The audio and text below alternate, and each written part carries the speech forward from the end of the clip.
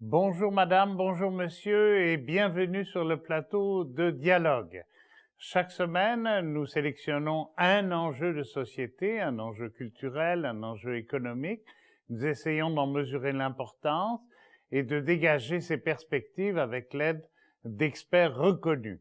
Alors aujourd'hui, nous accueillons sur le thème de l'économie sociale et de sa place dans la société Mathieu Boccoté, que tout le monde connaît, mais qui a une pensée assez originale à ce sujet. Mais d'abord, une experte, la coordonnatrice du chantier de l'économie sociale sur Montréal. Bonne émission.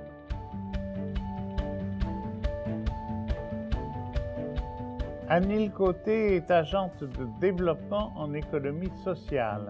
Elle coordonne actuellement les travaux du Comité d'économie sociale de l'île de Montréal, le CESIM, qui regroupe l'ensemble des acteurs et responsables concernés par le développement local. Un travail qui fait du dialogue et de la concertation les conditions et les outils d'un développement durable et d'une citoyenneté pleine et entière. Quelques chiffres pour commencer. 2 milliards de dollars, on vous expliquera pourquoi tout à l'heure, 60 000 emplois directs et près de 4 000 établissements dans l'île de Montréal. Voilà de quoi attirer notre curiosité et nourrir nos réflexions.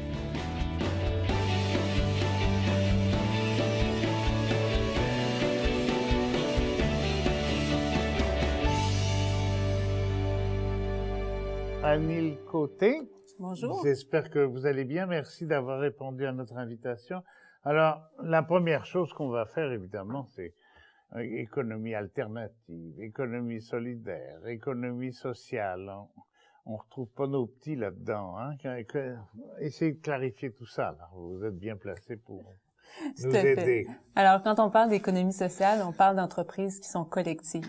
Moi, je dis souvent, évidemment, on peut avoir toutes sortes de définitions autour de l'économie sociale, mais pour moi, l'économie sociale, c'est une économie de transformation.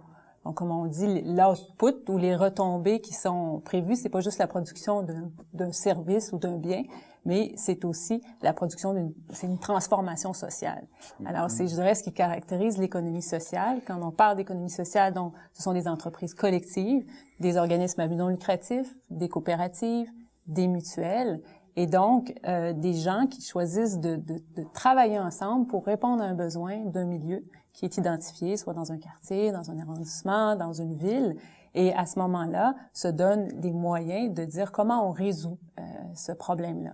Évidemment, bon, parfois, l'économie sociale, évidemment, si on le prend dans un cadre large, pas nécessairement mener à la création d'une entreprise d'économie sociale, mais quand c'est le cas, évidemment, ben on met en place une gouvernance qui soit démocratique, on met en place aussi évidemment un fonctionnement qui fait que si cette entreprise-là n'est plus, ben il n'y a pas les excédents sont réinvestis, si on veut, dans l'organisme, dans l'entreprise comme telle. Donc c'est pas redistribué, ça peut pas être vendu comme tel. OK, donc il y a une certaine durabilité, ça rejoindrait presque l'écologie au sens social du mot. Là. Oui, ben tout à fait, c'est l'objectif en fait, qu'il y ait une durabilité, mais on dit souvent aussi que les entreprises d'économie sociale ne peuvent pas être délocalisées.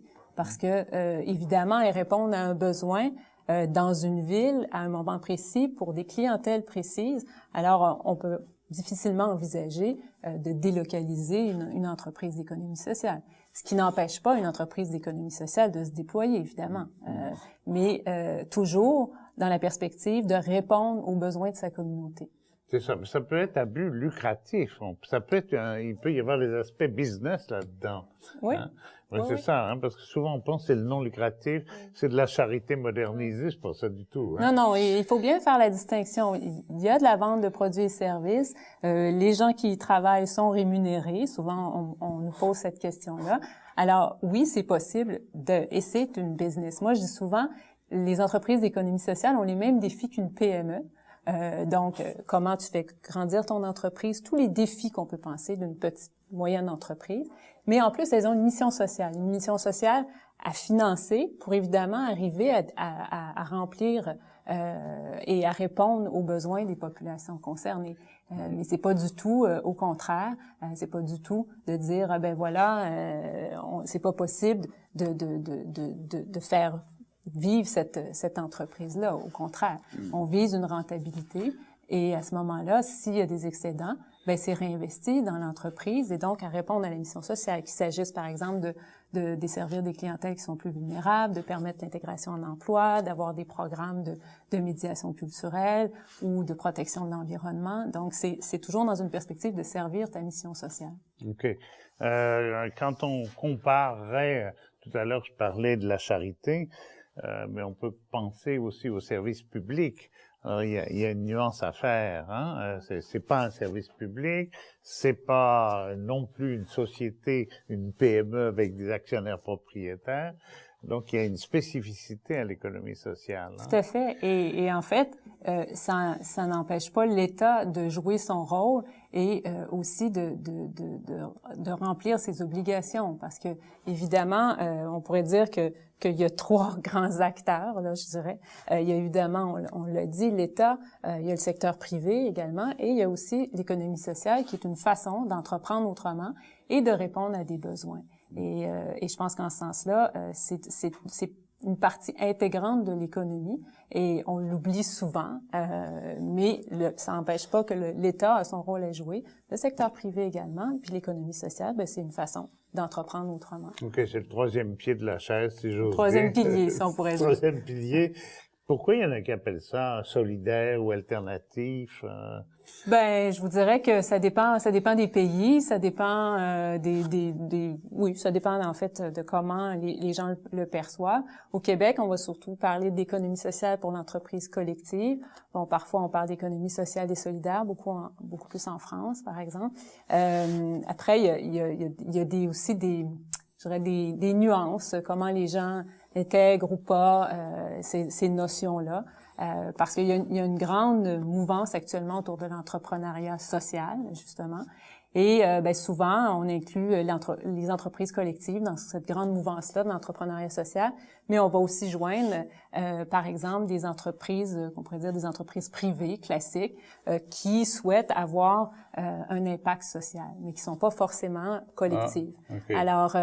Alors dans cette mouvance-là d'entrepreneuriat social, il y a aussi divers courants. Il y en a qui incluent des fondations, d'autres pas. Bon. Ça dépend. Derrière tout ça, il y a beaucoup de débats, évidemment, idéologiques, juridiques et compagnie.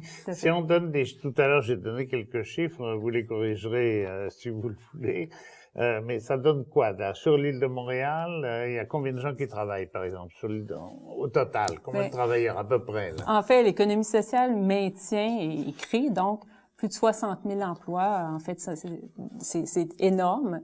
60 000 emplois, 2 milliards de revenus qui sont générés chaque année. Donc, des fois, on dit, l'économie sociale, est-ce que c'est marginal? Eh ben non, ce l'est pas. Je pense qu'on a, en fait, la preuve que l'économie sociale n'est pas marginale. Et c'est pour ça aussi que ces chiffres-là sont importants à signifier, parce que les gens, vous le disiez tout à l'heure, on dit un peu, bon, est-ce que c'est de la charité, etc., mais pas du tout. Et là, je pense qu'on peut dire que l'économie sociale fait partie de la structure économique. On parlait des 3 piliers tout à l'heure. Alors, c'est intéressant de le voir. Bon, plus de 3500 établissements sur le territoire de l'île de Montréal, c'est quand même un nombre considérable. Oui, avec un âge moyen, je lisais ça dans vos papiers, un âge moyen de l'entreprise de presque 20 ans. Ouais. Hein, autrement dit, c'est pas une affaire, tu sais, un petit programme d'emploi dans un coin là, puis 6 mois après tout s'écroule. Là, c'est quelque chose de beaucoup plus sérieux que ça. Oui, alors il y a une résilience des entreprises d'économie sociale et en fait l'hypothèse que je fais, c'est justement parce que c'est voulu par la communauté, c'est ancré dans la communauté et ça répond à un besoin de la communauté. Donc, en ce sens-là, je pense que l'économie sociale est un plus et il faut le voir comme ça. C'est ça, mais souvent on se dit, bon, ben mettons, on a une bonne idée, hein, tout le monde a des bonnes idées le matin en se levant, et puis on se dit, ah bon, ou bien je fais une business, non, ça m'intéresse pas, les profits, les actionnaires, c'est pas dans ma philosophie. Donc, je vais créer une OSBL, mais on pense pas à l'économie sociale parce qu'on n'est pas au courant, on sait pas de quoi on parle. Alors, c'est vous qui intervenez dans ce cas-là, hein, c'est ça? Bien, c'est-à-dire que c'est pas que nous, parce qu'évidemment, il y a beaucoup d'acteurs sur le territoire montréalais qui vont faire aussi de l'accompagnement direct auprès des entreprises ou des gens qui veulent démarrer une entreprise d'économie sociale. Mais je dirais que oui, il faut avoir une idée, mais il faut avoir, je dirais, à quoi on tente de répondre comme besoin. Et souvent, c'est comme ça que les gens commencent à travailler quelque chose, disent, moi, je veux répondre à ce besoin-là qui est pas répondu dans ma communauté. Et à ce moment-là, ils se mettent en place et c'est là que ça déboule. C'est rare qu'on se dit, je mets en place une entreprise d'économie sociale. Habituellement, ça découle d'une réflexion qui est plus profonde, qui dit, ben moi, dans ma communauté, il n'y a pas ça et je souhaite trouver une solution à cette problématique-là. Et donc, c'est là que tout se met en place. Et comme je disais tout à l'heure, il y a des initiatives qui sont des initiatives citoyennes et qui vont pas nécessairement débouler vers une entreprise d'économie sociale. Dans certains cas, oui, dans d'autres, non. Mais il faut aussi qu'il y ait comment je dirais ça, une raison d'être pour dire on va faire une entreprise d'économie sociale. Puis aussi, ben il faut qu'il y ait une viabilité. Oui, parce qu'il y a ça aussi comme enjeu. Il y a des initiatives qui sont des initiatives citoyennes qui sont très, très bien, mais c'est aussi de dire, ben dans mon entreprise d'économie sociale, comment je peux avoir une viabilité? Parce que la pérennité dont on parlait, ben évidemment, il faut aussi se questionner sur ça va être quoi la viabilité de cette entreprise-là. Et c'est possible, mais il faut aussi tenir compte des secteurs d'activité également. Il y a des secteurs d'activité, parce qu'il y a une grande variété de secteurs d'activité aussi en économie sociale. Et chacun de ces secteurs-là a ses particularités. Et ça dépend aussi de comment, qui on dessert. Évidemment, si on dessert des populations vulnérables, c'est toujours un équilibre délicat entre la viabilité. Est-ce qu'il y a une priorité par rapport à ça, les personnes les plus vulnérables, autrement dit, est-ce qu'on se retrouve toujours dans les handicapés, les vieux, non? Non, en fait, ça dépend des besoins. Je dirais que quand on parle d'entreprise d'économie sociale, ben on pense au centre de la petite enfance, qui est un bel exemple d'entreprise d'économie sociale. On pense aussi au cinéma Beaubien, pour plusieurs qui le connaissent. C'est un organisme à but non lucratif. Donc, on pense aussi aux radios communautaires, aux médias communautaires. C'est une variété de secteurs à tous les organismes qui font dans la médiation culturelle, les entreprises qui sont dans le secteur plus de l'environnement. Alors, il y a une grande diversité de secteurs dans l'économie sociale, avec ses particularités propres. Certaines desservent des populations vulnérables et d'autres pas forcément. OK. Donc, j'allais dire, vous avez du pain sur la planche parce que et donc, à propos de planche, justement, il y a un chantier de l'économie sociale. On entend parler de ça. C'est pas un chantier comme on l'entend de construction, bien entendu.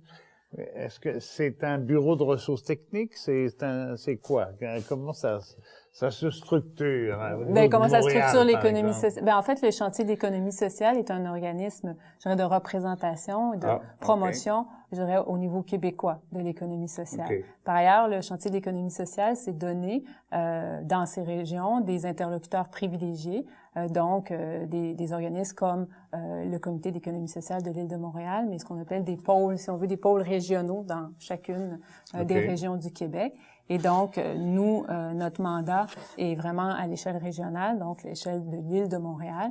Et nos mandats sont au niveau de la concertation des acteurs, vous l'avez évoqué tout à l'heure, la promotion de l'économie sociale sur le territoire montréalais, et aussi regarder à comment créer justement des conditions favorables au développement et à la consolidation des entreprises d'économie sociale sur le territoire. Je vais vous poser une question qui n'est pas du tout avec l'intention de vous peinturer dans le coin, comme on dit, mais est-ce que c'est parce que l'État ou la puissance publique, par exemple la ville de Montréal fait pas son boulot, que vous êtes obligé de faire le leur, ou je vous avais dit que la question était embêtante.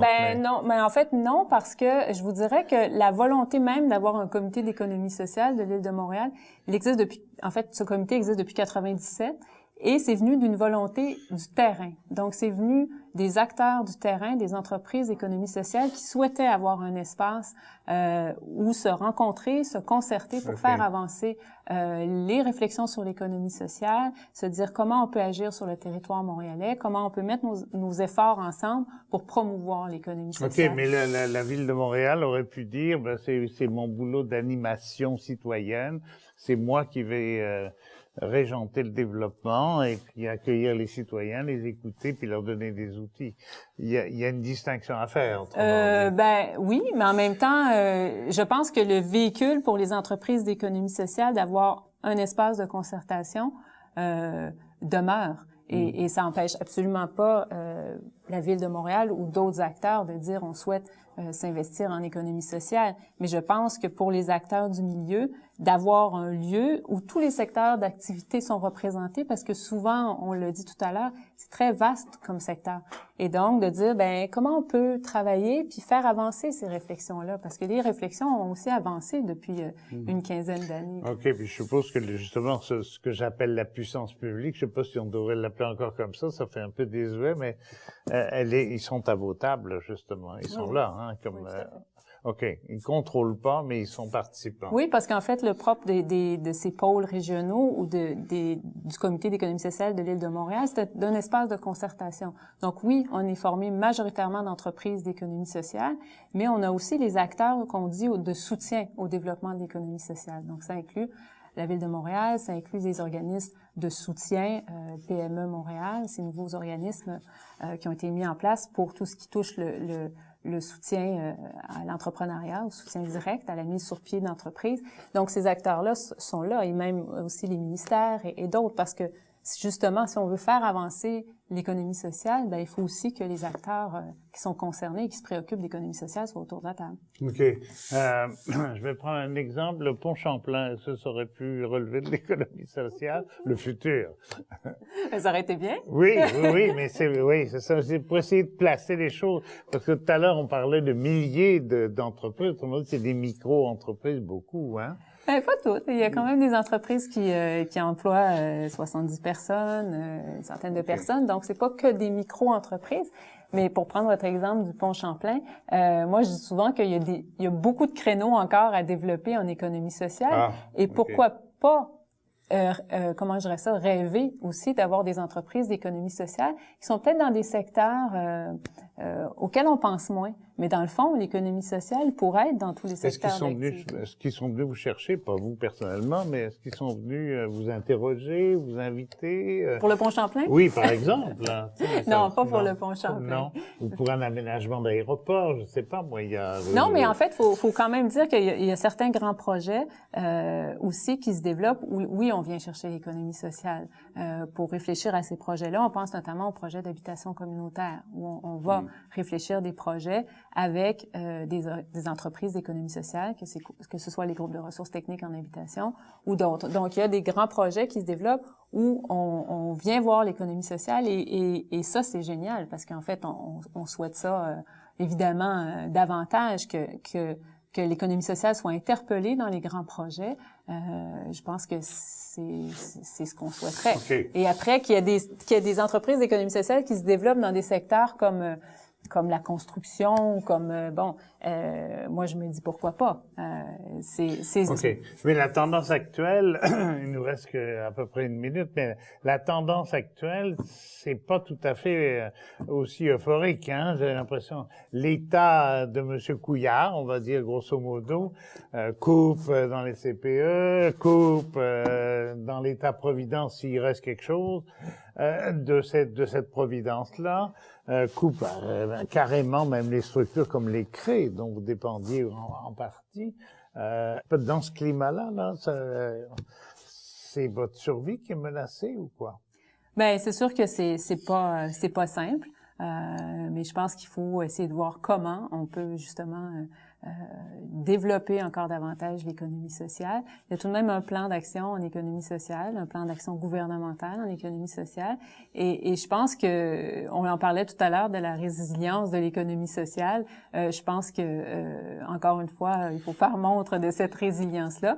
Mais ce qui n'empêche pas non plus, et on le disait tout à l'heure, à l'État de jouer son rôle également. Évidemment, c'est une période qui est un peu plus trouble. Mais on espère que...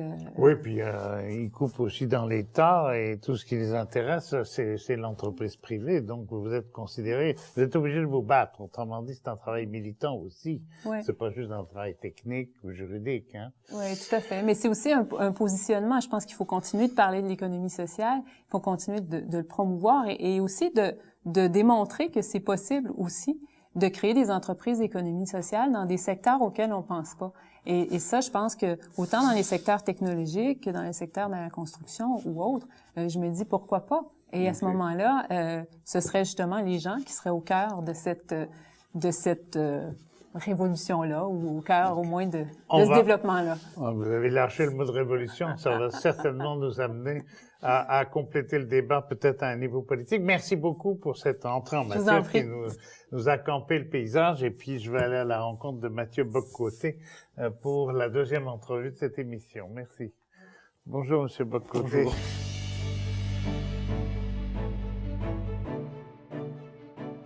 Mathieu Bock-Côté est un personnage polyvalent.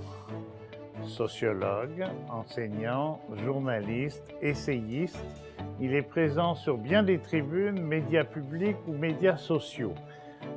Nationaliste et souverainiste, il est passionné par la dimension identitaire de l'indépendance du Québec. Réputé conservateur, il est pourtant capable de pourfendre les passivités politiques et la droite des privilèges. Nous l'avons invité une deuxième fois à Dialogue parce que s'il n'est pas spécialisé en économie, encore moins en économie alternative, il a un point de vue original à nous partager.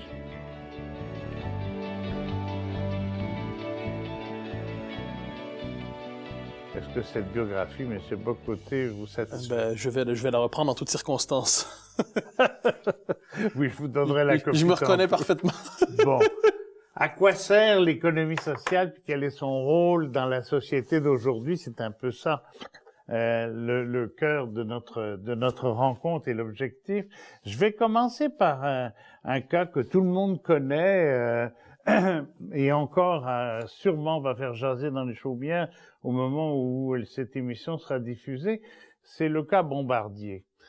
Parce que c'est une business privée, mais qui touche beaucoup au collectif qu'on appelle le Québec, qui est une entreprise québécoise avec toute l'histoire qu'il y a derrière. Mais ça n'empêche pas que l'État vient d'intervenir d'une façon assez 1,3 milliard de prêts ou de garanties, en tout cas peu importe, de subventions apparemment, pour la C-Series. Est-ce que ça pourrait être une économie sociale? Oh, à tout le moins, j'utiliserai pas nécessairement ce terme, j'utiliserai plutôt la notion d'économie nationale. Oui. C'est-à-dire, peu importe le cas de Bombardier en particulier, qui est absolument complexe et qu'on cherche encore en ce moment à décrypter, ce qui est certain, c'est que depuis une vingtaine d'années, 20-25 ans, l'idée même d'une économie nationale, c'est-à-dire d'une économie qui n'est pas, l'économie québécoise n'est pas qu'une région interchangeable de l'économie mondialisée. Donc, une économie minimalement ancrée dans une réalité sociale, historique, culturelle, politique. L'idée d'une économie nationale a été victime d'attaques sévères. On a considéré qu'il s'agissait inévitablement d'une forme de protectionnisme et l'idée même de protection a été disqualifiée. En général, d'ailleurs, la notion de protection identitaire a été assimilée au repli sur soi. La notion de protection économique est associée à la notion d'asphyxie bureaucratique. Donc, ce qu'on appelle la fonction protectrice du politique, c'est-à-dire le politique qui doit protéger les cadres fondamentaux d'une société, cette fonction-là a été disqualifiée. Ce qui fait que lorsque vient le temps pour l'État d'intervenir, qu'il s'agisse de Bombardier ou d'autres domaines de l'existence collective, il y a un soupçon inévitablement. L'État ne devrait s'occuper d'à peu près rien d'autre que, autrement on dit, la gestion des problèmes ordinaires de la société. Mais les grandes décisions structurantes ne sont plus légitimes, selon plusieurs aujourd'hui. Je suis de ceux qui croient que d'une manière ou de l'autre, au-delà du cas spécifique de Bombardier, il sera nécessaire de reconstruire quelque chose comme une puissance publique et reconstruire la légitimité d'une économie nationale. OK. Mais j'y pensais surtout parce que Anil Côté, qui nous écoute en ce moment et que j'ai interviewé tantôt, nous parlait du souci des personnes, du souci des êtres humains, et en particulier des acteurs de l'économie, les producteurs d'avions ou de tout ce qu'il y a autour. On s'aperçoit, à partir de l'affaire d'Aveos, par exemple, sans faire de politique partisane, on s'aperçoit que Bombardier, le même jour, annonce une commande d'Air Canada et en même temps le licenciement de milliers de travailleurs québécois qu'il va probablement remplacer par des travailleurs moins chers. Je ne sais pas si on peut appeler ça une économie nationale. Non, mais en fait, il y a quelque chose d'assez intéressant là-dedans. Il y a tout un vocabulaire d'époque qui en dit beaucoup sur la philosophie qui domine notre temps. Par exemple, la notion qui, quant à moi, me rend fou, qui est celle de ressources humaines. C'est-à-dire la notion de personne, la notion d'être humain, l'individu, n'est plus qu'une ressource disponible parmi d'autres selon les exigences du capital.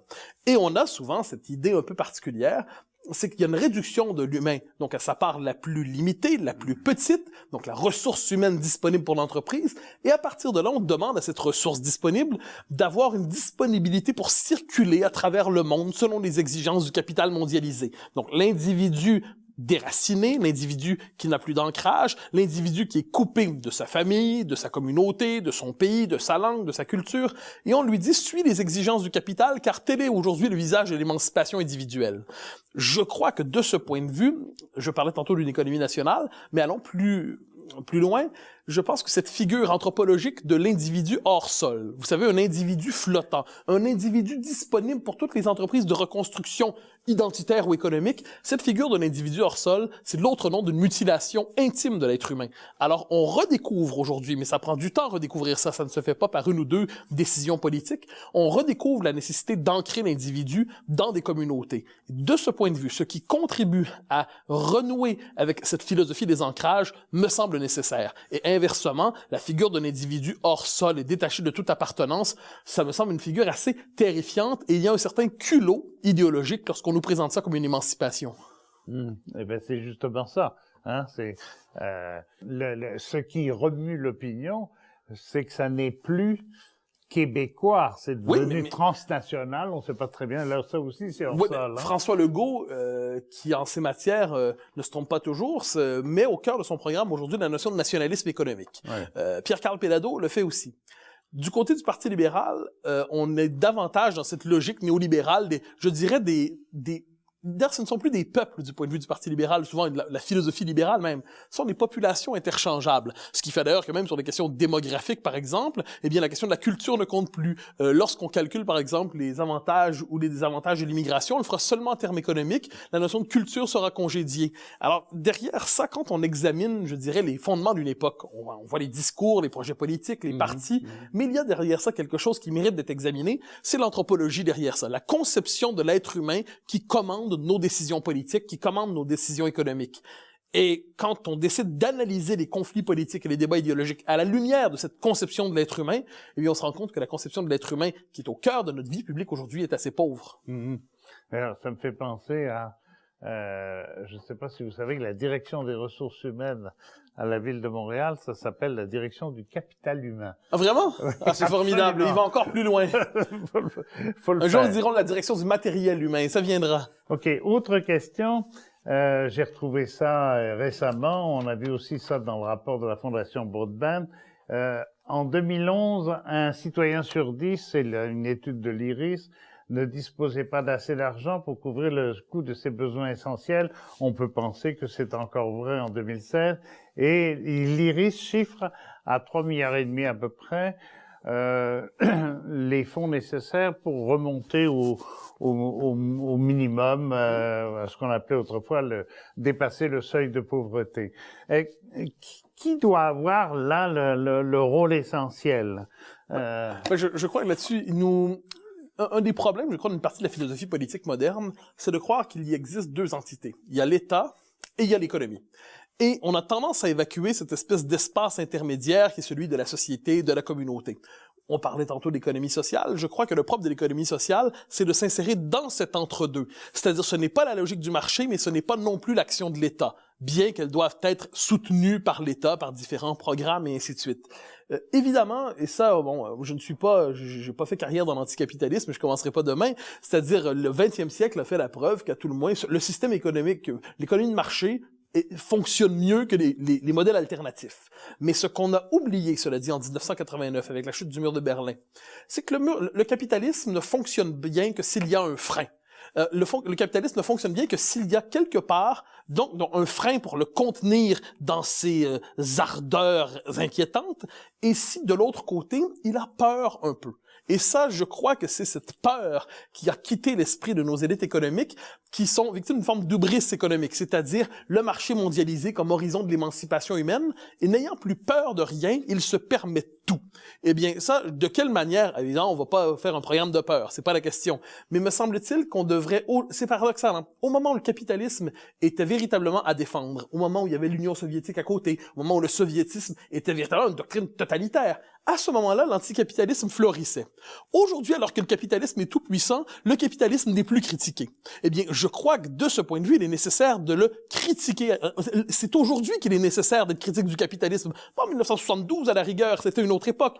Aujourd'hui, la critique du capitalisme est de nouveau nécessaire. Alors, responsabilité de l'État, très certainement, de ne pas l'État n'est pas simplement le gestionnaire des besoins du marché, c'est le protecteur d'une collectivité. Et défense aussi de ce niveau intermédiaire de relations sociales qui est celui justement où une société se complexifie, où des liens intimes et des liens sociaux se multiplient. Et ça, c'est le domaine de l'économie sociale. Donc, je crois que de ce point de vue, il y a un partage des tâches inévitable. OK.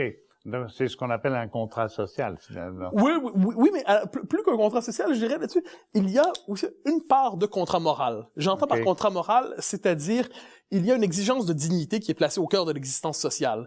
Et le rôle de l'État, ce n'est pas de rendre chacun prospère, mais c'est de donner le petit coup de main nécessaire dont chacun a besoin s'il trébuche. Et j'ai l'impression qu'aujourd'hui, une certaine droite économique qui se veut libertarienne, devant cette exigence du petit coup de main, ne voit rien d'autre qu'une espèce d'État paternaliste qui nie la liberté des individus. Je crois qu'il faut réhabiliter cette idée que l'État l'État doit pas tout faire, mais peut faire un petit peu plus pour soutenir ceux qui sont dans une situation de fragilité ou ceux qui cherchent à se hisser. Et ça, je pense que c'est dans ce domaine que se dégage la légitimité de l'action publique. OK. Est-ce qu'on pourrait dire, je vais paraphraser sans aucune prétention, Simone de Beauvoir, mais est-ce qu'on pourrait dire on ne naît pas un individu autonome, on le devient, autrement dit, l'autonomie, il faut l'aider, il faut la béquiller un peu. Citons aussi notre ami Alain Finkielkraut qui dit on n'apprend pas à penser par soi-même de soi-même. On l'apprend par le détour des œuvres, par le détour de la culture. Si je me contente de dire ce que j'ai au fond de moi-même, je vais simplement babiller. Et c'est par le détour des œuvres, c'est par le détour des grandes références que je construis une pensée critique. De la même manière, l'individu, parce que je condamne pas la figure de l'individu, mais pour que l'individu ait son espace d'autonomie, il doit y avoir des cadres qui assurent que cette liberté ne soit pas autodestructrice. Parce qu'on découvre une chose, ça me semble fondamental, on s'imaginait que l'individu dépouillé de son identité sexuelle, culturelle, religieuse, nationale, politique, civilisationnelle, on s'imaginait qu'il serait libre. Eh bien, ce n'est pas le cas, il est simplement nu. Il est nu, jeté dans le monde, il a froid, dans un monde trop froid, il est grelottant. Eh bien, comment s'assurer, comment redécouvrir que la condition de la liberté, c'est l'ancrage dans une collectivité suffisamment structurée. Alors ça, c'est un programme pour la philosophie politique pour un prochain siècle. Mais à tout le moins, nous pourrions nous délivrer de la tentation d'une réduction du monde à un petit individu narcissique seulement porteur de besoins égoïstes. Alors, l'économie solidaire, l'économie sociale, c'est elle qui réintroduit. Les deux termes sont un peu contradictoires dans la pensée libérale, mais justement, telle qui réintroduit le citoyen, le social, dans le champ de l'action de la société sur elle-même. Pour le dire à la Touraine, elle contribue, je crois, à réinscrire l'individu dans la communauté. Il y a ce dédain souvent facile devant ce qui relève de l'économie sociale. Vous savez, il y a une espèce de dédain facile, ce mépris, c'est-à-dire, bon, c'est l'économie pour les pauvres, les gens de peu, les maladroits, les maganés, les poqués. Bon. Et derrière ça, qu'est-ce qu'il y a? Il y a, la seule manière digne de gagner sa vie, c'est d'être, vous savez, cette espèce de distinction entre le winner et le loser de l'économie mondialisée. Il y a d'un côté les figures éclatantes, qui ont une carrière éclatante aussi, selon les codes de l'économie mondialisée, et il y a ensuite les autres qu'il faut bien aider parce que sinon ils s'avachiraient. Je trouve qu'il y a derrière ça un mépris quelquefois, et ce mépris n'est pas le bienvenu, franchement. Une société, il y a une diversité de personnalités, une diversité de tempéraments, il y a une diversité d'histoires, et qu'une partie de la vie économique soit justement capable de répondre à ces besoins auxquels le marché ne répond pas par lui-même véritablement, je ne vois pas ce qu'il y a de risible là-dedans. On va essayer d'y aller au niveau des rapports humains et de la perception qu'on peut en avoir. La question qu'on devrait pouvoir poser à qui que ce soit, y compris à soi-même, c'est qui es-tu? Hein? Qu'est-ce que tu aimes? Qu'est-ce que tu aimes pas? Qu'est-ce que tu veux? Qu'est-ce que tu désires? Qu'est-ce que tu ne désires pas? Etc. Or, j'ai comme l'impression que là aussi, il y a une réduction terrible qui est, moi j'appelle ça le combien tu t'appelles. Hein? Hein? Oui. Bon, c'est une espèce de quantification de l'individu qui le néantise finalement. Ah, mais je suis absolument d'accord. La formule est très bonne d'ailleurs. Et il faut accepter, comment dire, on nous oblige aujourd'hui, effectivement, à se définir seulement selon je vais dire une banalité, mais elle n'en demeure pas moins vraie, les codes d'une consommation frénétique et délirante, ce qui fait que l'individu calculera son bonheur en fonction de sa capacité à jouer selon les codes de l'économie de marché, ou même pas l'économie de marché, en fait, la société de consommation frénétique. Ce qui fait qu'il se sentira souvent lui-même dévalorisé lorsqu'il n'est pas capable de jouer selon ses codes. Et là, qu'est-ce qu'on voit à partir de là? J'aime dire de notre monde qu'il ne se consomme pas à froid. Hein, ce n'est pas un monde qui est si admirable qu'il mérite d'être défendu sans nuance. Alors, c'est un monde où il y a une régulation pharmaceutique des émotions, c'est un monde où il y a une régulation par le divertissement souvent débile des émotions, cette sorte d'anxiété naturelle. Vous savez, par exemple, on va nous dire, vous me permettrez cette petite parenthèse, on nous dit, formidable aujourd'hui, vous aurez 4 ou 5 carrières, vous allez changer souvent d'emploi, vous aurez à vous adapter à un monde en plein changement, n'est-ce pas merveilleux? Non, ce n'est pas merveilleux. Dire le désir naturel d'un homme ou d'une femme en général, sauf pour ceux qui se croient être des chevaliers de la mondialisation, mais c'est s'inscrire dans une communauté, savoir que leur emploi sera à peu près assuré, savoir que s'il ne ça va pas bien, il va y avoir des gens pour les protéger, assurer la transition, réussir à s'inscrire dans une communauté, ils vont être pas trop loin de leurs proches. Et ces besoins-là, aujourd'hui, on les tourne en ridicule en disant vous n'avez pas le goût du risque, vous n'avez pas le goût du changement, vous n'avez pas le désir d'adaptation. Mais l'adaptation, si ça consiste simplement à se plier aux exigences, aux contraintes extérieures qui nous tombent dessus, je ne vois pas en quoi c'est une vertu. Donc il faut reconstruire de ce point de vue une capacité, une emprise sur la société. Ça ne veut pas dire qu'on verse dans le mythe socialiste, ça veut simplement dire qu'on réapprend à civiliser le capitalisme en lui rappelant qu'il n'est pas le tout de l'existence humaine. On pourrait même penser, tout à l'heure, Madame Côté a osé, en fin de parcours d'entrevue, parler de révolution. On pourrait penser que on est non seulement à la fin de l'histoire, comme disait Fukuyama. Oui, c'est ça, mais qu'on pourrait être à la veille d'un nouvel accouchement par rapport à ça, parce que les gens se contentent pas de recevoir des bâtons sur la tête. En fait, les gens revendiquent, les gens réagissent, les gens essaient de construire par eux-mêmes. Je reprendrai un mot que vous avez utilisé pour me qualifier, d'autant que je me reconnais conservateur. Moi, je ne suis pas un révolutionnaire, mais pas du tout. Je pense que notre monde, malgré tous ses défauts, doit être réformé, amélioré peu à peu, replâtré, tout en sachant, selon la belle formule, que ça a toujours mal allé. Il n'y a pas un moment béni dans l'histoire vers lequel il faudrait revenir. Mais cela dit, au-delà de mes préférences personnelles, c'est-à-dire je ne suis pas du parti de la Révolution, pour le dire ainsi, je crois qu'il y aura inévitablement aujourd'hui de nouveaux mouvements qui vont être tentés d'une manière ou de l'autre par l'idée de révolution. Pas sous sa forme de la fin 19e siècle, début 20e, mais je crois que l'idée d'une contestation radicale du système, davantage peut-être sous la forme de l'émeute et de la jacquerie que de la révolution, toutefois, je pense que ça va réapparaître dans nos sociétés. Je pense que des polarisations politiques fortes risquent de réapparaître, non seulement autour de la crise du capitalisme, mais la crise de la mondialisation, la crise des frontières, la crise des identités, l'espèce de démocratie managériale soft dans laquelle nous avons vécu depuis 90, 90, c'est-à-dire où on a le choix entre le centre-centre-gauche et le centre-centre-droit, où l'alternative politique est toujours caricaturée sous le signe du populisme ou de l'extrémisme et ainsi de suite. Ça, je crois qu'on est en train de sortir de ce monde-là. On va redécouvrir le fait que la politique est une activité existentielle qui touche le sens même de la vie, la possibilité même de vivre ensemble. Et à ce moment-là, je dirais que plus on va être capable de réintroduire des polarisations créatrices en politique, et dans la mesure où nos élites se rappelleront qu'elles n'ont pas seulement pour vocation de rejoindre l'overclass mondialisée, mais qu'elles ont une fonction protectrice par rapport aux citoyens, eh bien, dans ce cas-là, je crois qu'on va être capable d'éloigner les tentations révolutionnaires. Autrement dit, je pensais à cette image-là pour terminer cette partie de l'émission. Je pensais au mur de Berlin. Bon, c'est peut-être pas ce mur-là seulement. Il y a d'autres murs qui sont beaucoup plus indestructibles, difficiles pour rétablir une économie solidaire, établir une économie au sens large du mot, une économie de voisinage et de proximité. Mais je dirais un peu de justice, simplement, en ces matières. Nul besoin d'une révolution, même de réforme radicale, pour rétablir cet impératif d'ancrage, de communauté. Et je crois qu'à l'intérieur de cette, je dirais, une réhabilitation de l'idée d'ancrage, l'économie de marché peut continuer à fonctionner et fonctionner très bien.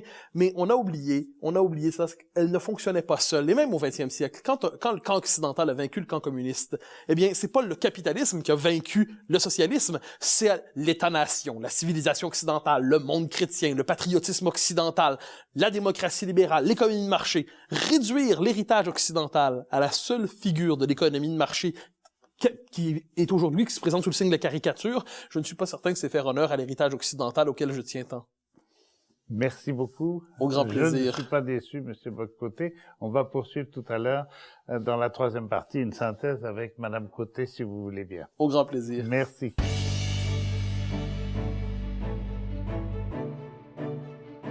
Pour nous soumettre vos commentaires et suggestions, n'hésitez pas à nous écrire à l'adresse indiquée à l'écran. Visitez aussi notre site Internet ou notre page Facebook pour des suggestions de lecture en lien avec le sujet de l'émission et pour des séquences vidéo inédites.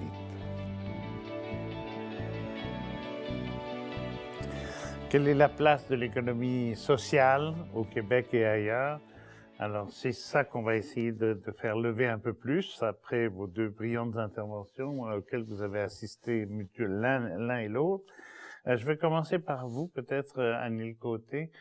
Tout à l'heure, je me suis emporté en citant Simone de Beauvoir et en disant « on ne naît pas individu, on le devient ». Vous m'avez dit tout à l'heure, l'entreprise d'économie sociale, c'est l'entreprise collective dans ce monde éparpillé et atomisé où nous ne sommes plus que des petits individus.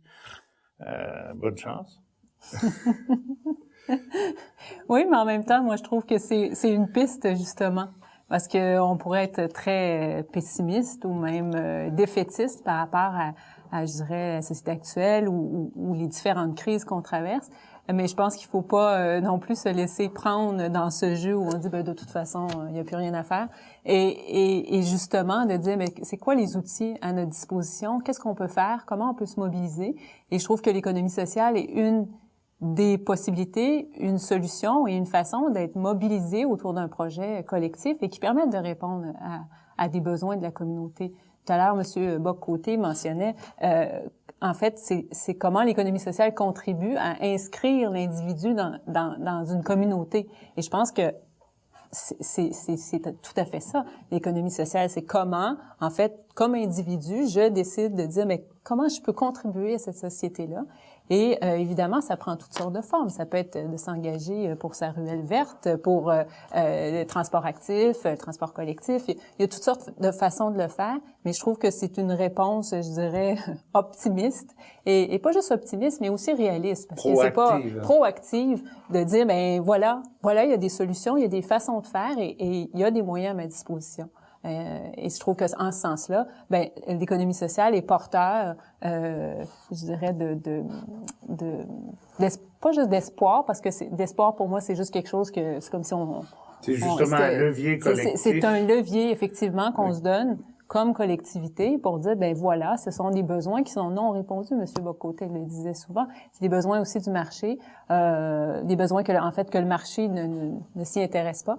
Alors, pourquoi ne pas les prendre en main et dire, ben nous, dans notre communauté, on a besoin de ça. Et moi, je trouve que l'économie sociale est un outil formidable pour ça. Oui, puis j'ajouterais, nous ne vivons plus à l'heure de l'espérance d'une grande alternative. C'est-à-dire, le 20e siècle a connu la grande alternative socialiste, pour le meilleur et surtout pour le pire à bien des égards, mais il y avait cette idée qu'un autre monde était possible.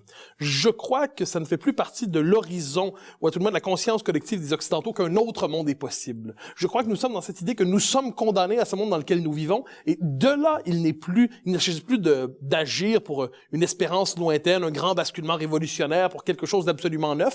Il s'agit plutôt d'humaniser, de réparer, de transformer le monde dans lequel nous vivons. Il n'y a plus d'horizon révolutionnaire. Cela donne, cela dit, une responsabilité immense à l'idée de réforme. C'est-à-dire et moi, plutôt que le mot réforme, souvent j'utilise le mot réparation. C'est-à-dire pour réparer le tissu social, pour ce monde dans lequel nous vivons, auquel nous sommes condamnés, comme le disait à sa manière François Furet dans les dernières pages du Passé d'une illusion. Eh bien, ce monde dans lequel nous sommes condamnés, nous ne devons pas l'accepter, cela dit, avec passivité. Et c'est à ce moment-là que toutes les tentatives pour se le réapproprier, vous évoquez la possibilité d'une ruelle, on pourrait dire de la ruelle au Parlement, eh bien, il y a tout un immense domaine d'action collective qu'il faut réinvestir. Et encore une fois, je le dis, pour redécouvrir ce que sera le frein possible devant le capitalisme débridé.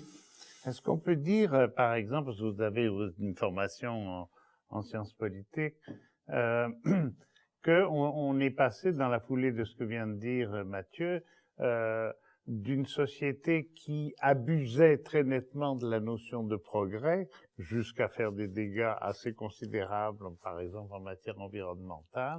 Et puis, moi je sens que dans l'économie solidaire, on a affaire, ou sociale, peu importe, on a affaire plutôt à du développement. Est-ce que la nuance est bonne? C'est-à-dire développer le potentiel de quelqu'un comme de la graine va naître la fleur, sans forcément que la fleur qui, selon les lois de la nature, ferait 4 cm de haut. Ah, ça y est, on en fait une de 4 mètres de haut. C'est le record, c'est la compétition, c'est la bataille. Donc, aller chercher chez les individus les potentiels et les amener à une qualification de ce côté-là. Oui, ben c'est sûr que moi je pense que on le dit, c'est une possibilité de développement. Vous avez raison que pour certains individus aussi, c'est une possibilité encore plus grande de développement parce qu'évidemment on répond aussi à une mission sociale et donc on vient soutenir dans certains cas des populations qui sont plus fragiles. Alors oui, il y a cette notion de développement de l'individu en ce sens-là. Je trouve ça intéressant, mais moi ce que j'ajouterais aussi, c'est qu'il y a il me semble je dirais une conscientisation des gens aussi à s'investir. Je trouve que ce qui change, c'est que les gens ne s'investissent plus de la même façon. Les gens s'investissent différemment. Avant, on disait, ben voilà, je fais partie de tel organisme communautaire. Mais maintenant, les gens disent, ah, ben moi, il y a cette cause-là qui me touche, je m'investis là, maintenant, et puis demain, ben ça sera une autre cause ou une autre. Et donc, pour moi, c'est comme des façons différentes de s'investir dans sa communauté. Puis vous disiez tout à fait, il y a effectivement ruelle verte, mais c'est aussi jusqu'à l'engagement aussi politique. Alors, il y a tout un pan assez vaste où les gens peuvent s'investir, mais moi, l'analyse que je fais, c'est que je trouve que la façon de s'engager a changé. Je crois qu'il y a un éparpillement de l'engagement. Ça, je le note en m'en désolant un peu, je l'avouerai. C'est-à-dire, lorsqu'on s'engageait dans une organisation, c'est-à-dire un parti politique, un syndicat, une caisse populaire, j'en sais rien. C'était un engagement durable pour une institution qui allait structurer la communauté d'une manière ou de l'autre. Alors que l'engagement selon les causes est un engagement quelquefois selon les modes. C'est-à-dire, bon, cet engagement est à la mode, je lui accorderai quelques heures de passion pour ensuite le larguer pour prendre la nouvelle cause à la mode et ainsi de suite. Et cette espèce de renouvellement des causes, je trouve qu'à terme, ça c'est probablement pas sans vertu, c'est-à-dire c'est probablement comme ça qu'on mobilise les gens aujourd'hui, mais inversement, ça tend à détricoter les sociétés, à détricoter les communautés, Parce que s'il n'y a pas des institutions durables qui sont capables de traverser justement les modes, eh bien, la notion même d'institution risque d'être périmée. Et je pense pas qu'une société peut fonctionner vraiment sans institutions. Et de ce point de vue, je confesse une tendresse pour ces vieilles institutions oubliées, qu'il s'agisse de la Caisse Pop, de la Société Saint-Jean-Baptiste, d'un parti politique ou de la Chambre de commerce, dépendamment de notre préférence et nos sensibilités. Je crois que ces institutions-là, qui n'ont pas l'avantage de la mode, qui ne sont pas bénies par l'époque, méritent néanmoins qu'on les soutienne et qu'on les défende. Mais ça complexifie aussi, évidemment, la vie de ces organisations-là, parce qu'effectivement, si on est moins dans l'air du temps, ben c'est plus difficile. Et même pour des entreprises d'économie sociale, actuellement, on parlait tout à l'heure du capital humain ou des ressources humaines, toute la question de l'attraction et de la rétention de la main-d'œuvre, du capital humain, des ressources humaines, ou je dirais des gens, au sein des mêmes entreprises d'économie sociale est aussi un enjeu parce que les gens, évidemment, quittent, on trouve un emploi ailleurs, vous disiez qu'on se renouvelle au moins 4 ou 5 fois dans notre vie. Pas par choix, pas toujours, dans certains cas c'est par choix, mais ça aussi, ça complexifie la vie des organisations puis la pérennité de ces organisations-là. Alors, je pense que faut pas non plus négliger ça. Bon, j'aimerais aussi qu'on parle rapidement, parce que évidemment on pourrait en faire 1000 volumes dans les bibliothèques, le rôle de l'État.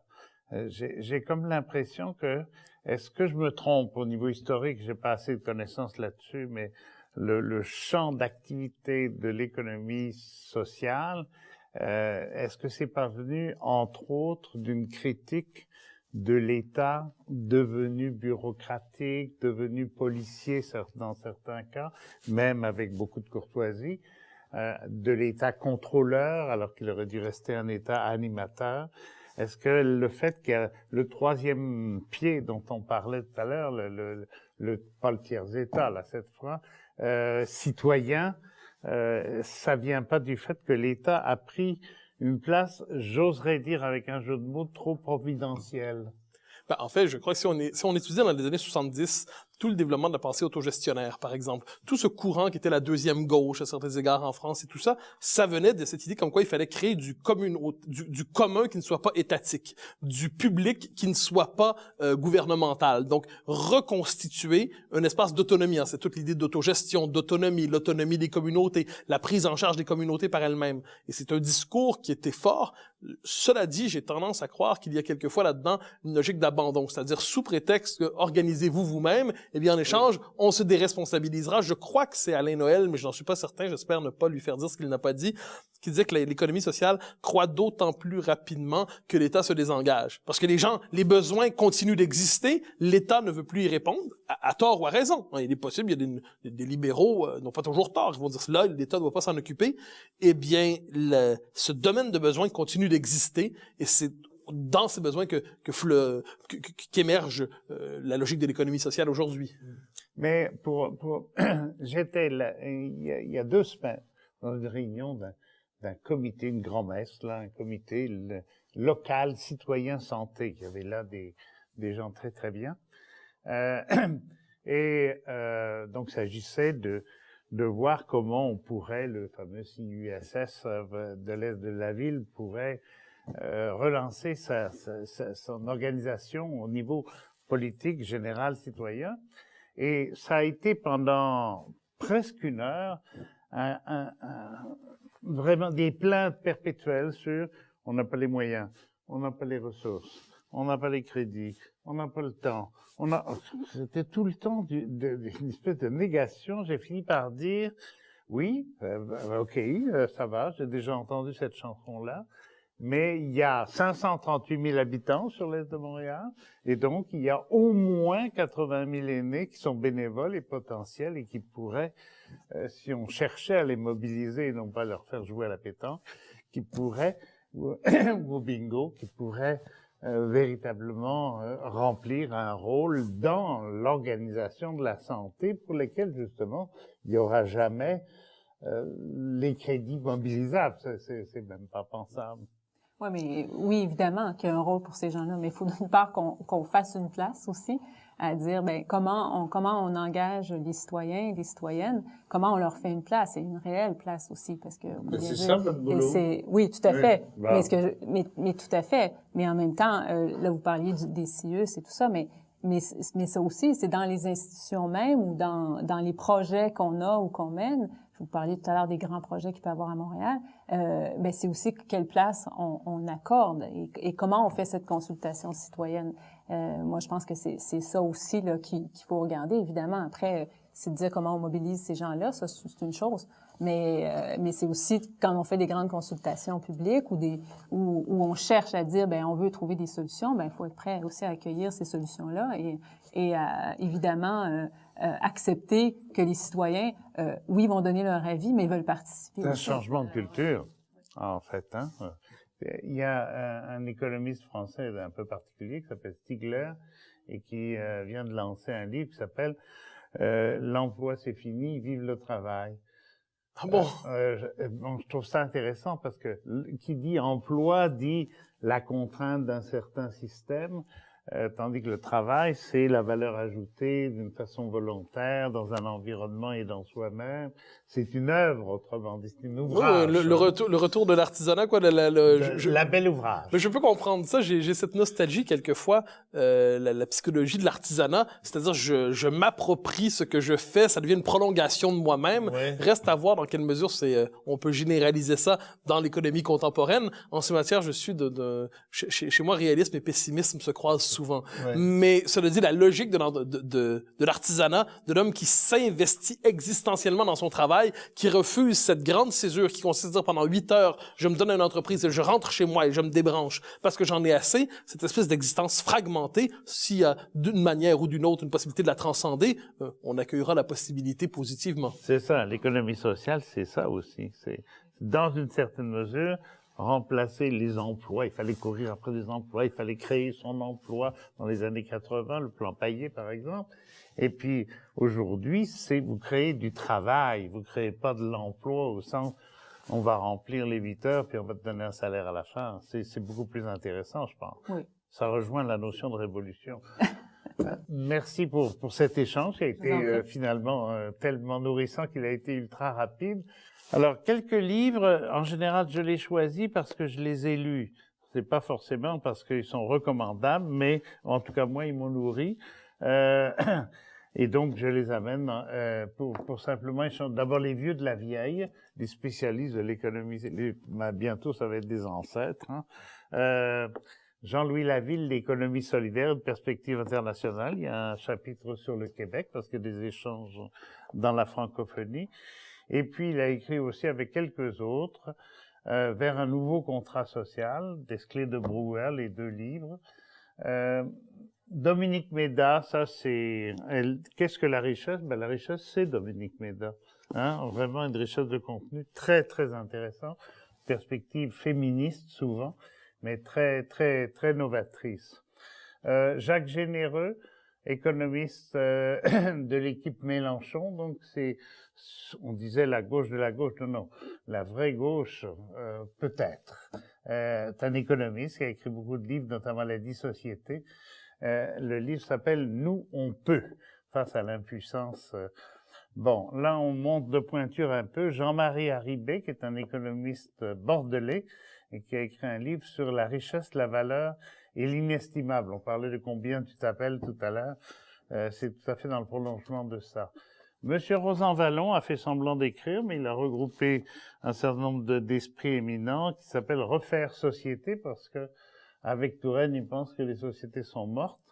C'est intéressant. Brian Murphy, préface de Jacques Languirand, faudrait pas l'oublier, lui. La personne au cœur du changement social, de la pensée à l'action.